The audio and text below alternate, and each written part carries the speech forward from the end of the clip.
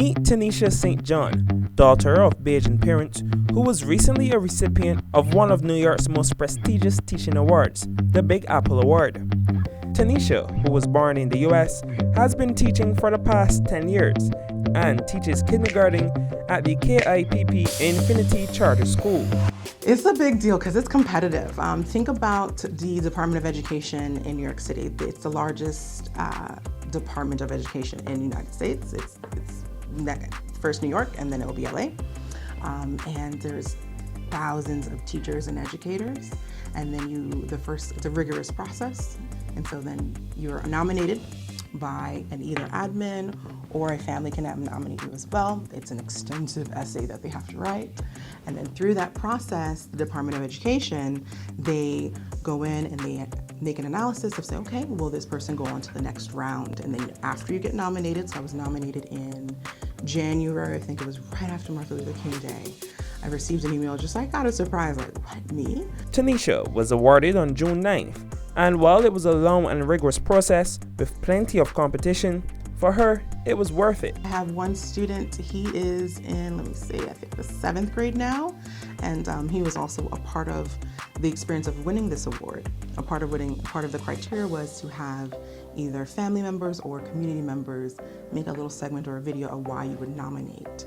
And his family was very influential in that because they made a little video saying, the greatness of Miss St. John and why she should win this award. And then after round 2, you made it to round 2, woo!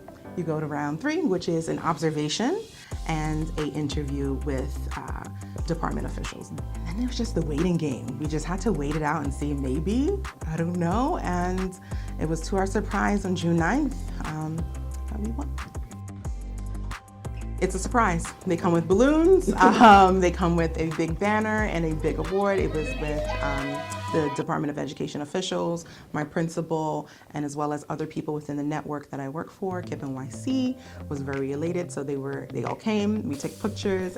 While in the US, Tennysha developed a love for teaching that only blossomed throughout her years in the classroom. I was born in the States. My mother and father are Bajan, and I became a citizen at the age of 4. Throughout my experience of education in the United States, I developed a love for teaching, and I attended college, Bates College in Lewiston, Maine, and learned about African American studies. And then I went on to do a fellowship called the Empire Fellowship, which was a year experience to see if I really wanted to pursue the passion of teaching. And then after that, it offered an opportunity to be a full-time teacher in a charter school network. What is it about teaching that you love? Inspiring students to be their best selves. And you mentioned earlier kindergarten. Mm-hmm. So what's that like? Kindergarten's fun. It's exciting. You see the possibilities that they light up every day. They come in wanting to explore and see different things, and they're so curious learners. And you are, as the teacher, get to be a part of that and cultivate that love for learning at such an early age, and it's an honor. And she suggests that for countries like Barbados, more collaboration is needed to enhance the overall learning experience for children. I say collaborate more. Have cross collaboration with other teachers and educators.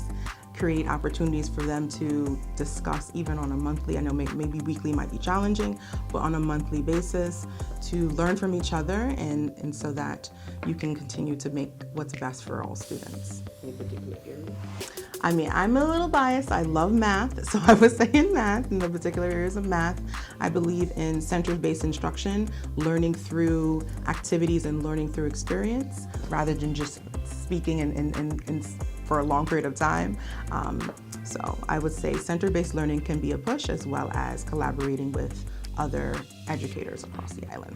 Still very elated about her latest accolade, she came back to Barbados to celebrate with her family. I've come from, a lot of members of my family are educators, so it is in us, and so I'm just happy to continue the legacy. I chose Barbados to celebrate this award, and instead of going to a different country, why not come home and celebrate with people that I love and care for.